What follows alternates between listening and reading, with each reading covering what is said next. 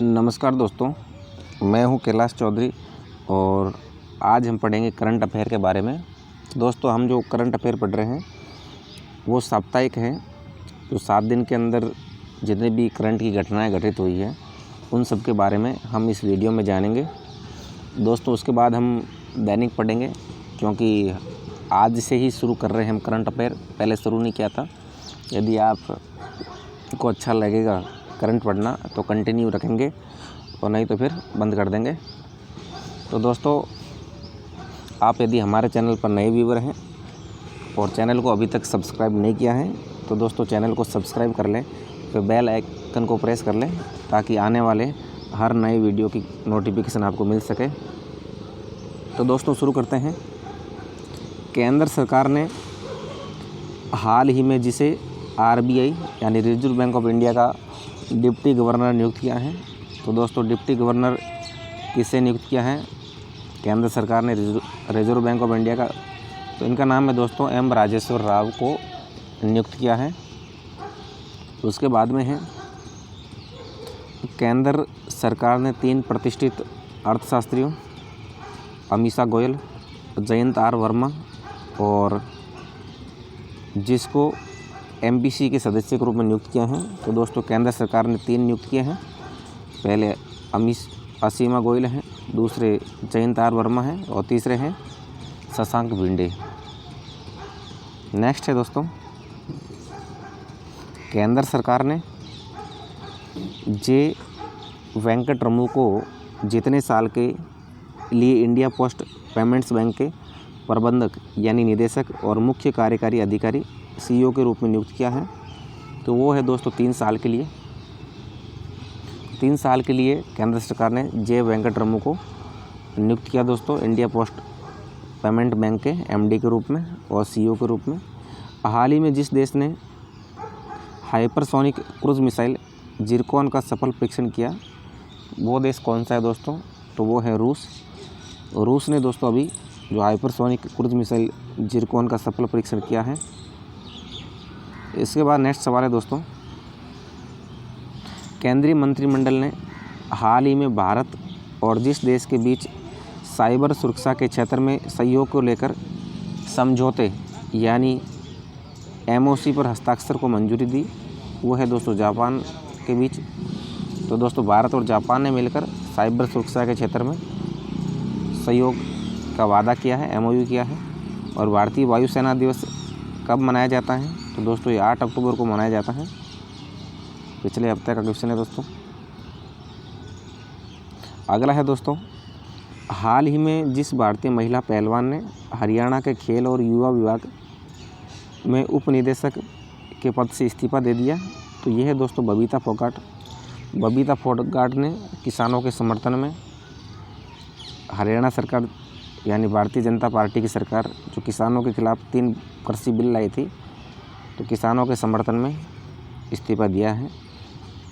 केंद्र सरकार ने 15 अक्टूबर से जितने फीसदी जनता के साथ सिनेमाघर खोलने की इजाज़त दे दी है। तो दोस्तों, सेंट्रल गवर्नमेंट ने कहा है कि 15 अक्टूबर से 50% सीटों के साथ सिनेमाघर खोल सकते हैं, यानी जैसे 100 सीट थी तो 50 लोग भी बिठाएंगे सिनेमाघर में अब।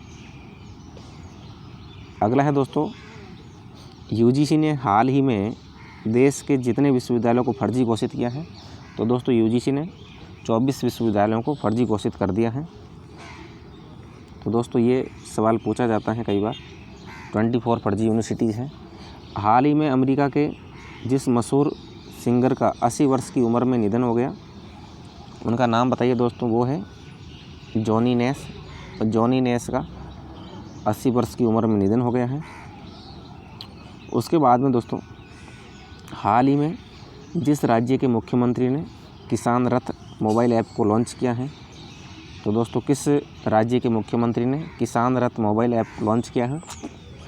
तो वो है दोस्तों आसाम।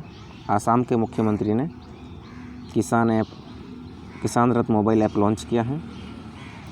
अगला है दोस्तों, भारतीय रिजर्व बैंक ने जम्मू और कश्मीर बैंक के चेयरमैन और प्रबंध निदेशक RK छिब्बर का कार्यकाल कितने समय के लिए बढ़ा दिया है? तो दोस्तों 6 महीने के लिए। तो आरबीआई ने जम्मू कश्मीर बैंक के एमडी का कार्यकाल बढ़ा दिया है। इनका नाम क्या है दोस्तों? RK छिब्बर है। और विश्व दृष्टि दिवस जिस दिन मनाया जाता है तो अक्टूबर का दूसरा गुरुवार है विश्व दृष्टि दिवस। यानी जो लोग दोस्तों मोतियाबिंद की समस्या से, आंखों की रोशनी की समस्या से परेशान हैं, उनके लिए मनाते हैं। अगला है दोस्तों, हाल ही में अफ़गानिस्तान और जिस देश ने पंज तथा आमू दरिया नदी बेसिन के अद्वितीय पारिस्थितिकी तंत्र के संरक्षण हेतु किए जाने वाले प्रयासों को मजबूती प्रदान करने के लिए एक द्विपक्षीय समझौता ज्ञापन पर हस्ताक्षर किए हैं। तो दोस्तों कौन है? वो ताजिकिस्तान है।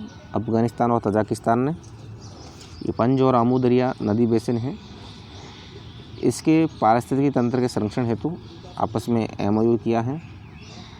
अगला है दोस्तों, यूरोपीय संसद की संसद ने 2030 तक जितने प्रतिशत उत्सर्जन में कटौती के लिए मतदान किया, 60%।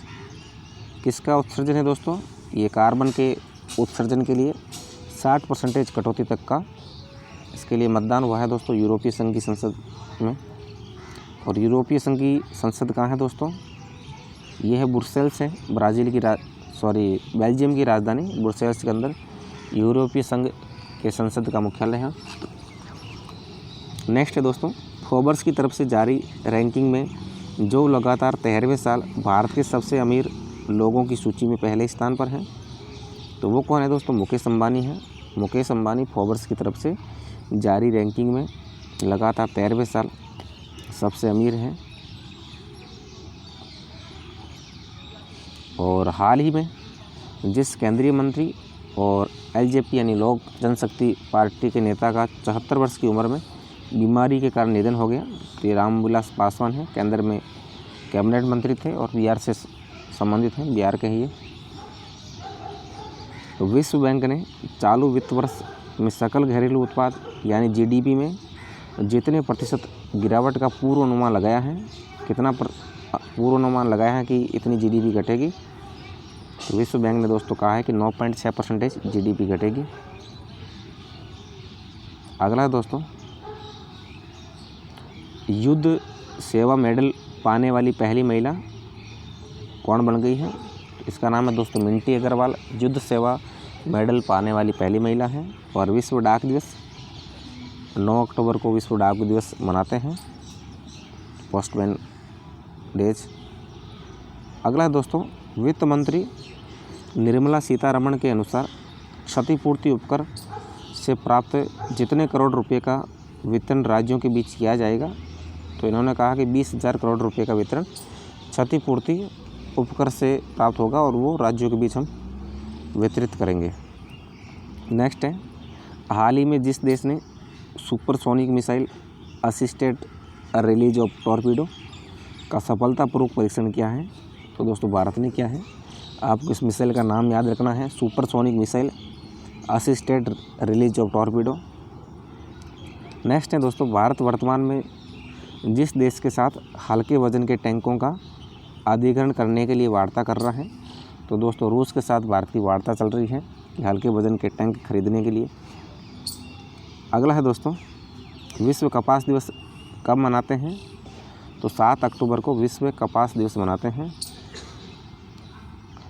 नेक्स्ट है, केंद्रीय जल शक्ति मंत्रालय ने राष्ट्रपिता महात्मा गांधी की 151वीं जयंती पर देश के सभी स्कूलों और आंगनवाड़ी केंद्रों में स्वच्छ पेयजल आपूर्ति सुनिश्चित करने के लिए जितने दिन के अभियान का शुभारंभ किया है, तो दोस्तों 100 दिन के अभियान का शुभारंभ किया है केंद्रीय जल शक्ति मंत्रालय ने। देश के जितने भी स्कूल हैं और आंगनवाड़ी केंद्र हैं कि वहाँ स्वच्छ जल की आपूर्ति करवाई जाए। और केंद्रीय जल शक्ति मंत्रालय के मंत्री कौन है दोस्तों? ये है जोधपुर से गजेंद्र सिंह शेखावत हैं। तो दोस्तों आपको मेरे करंट अफेयर का ये वीडियो कैसा लगा है, और यदि आपको अच्छा लगा है तो दोस्तों लाइक कर दें और चैनल को सब्सक्राइब ज़रूर कर लें, कमेंट ज़रूर करें दोस्तों। आज के लिए बस इतना ही। जय हिंद, जय भारत।